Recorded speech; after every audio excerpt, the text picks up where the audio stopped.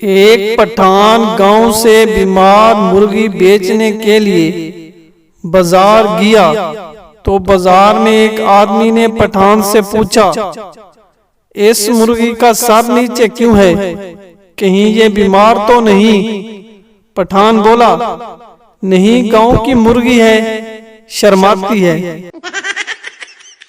इंतजार में खड़े एक साहिब फोन बोत के अंदर खड़े दूसरे साहब से बोले, माफ कीजिएगा, आप आधे घंटे से फोन बोत में खड़े हैं और बोला आपने एक लफ्ज भी नहीं। दूसरा साहब, मैं अपनी बीवी से बात कर रहा हूँ।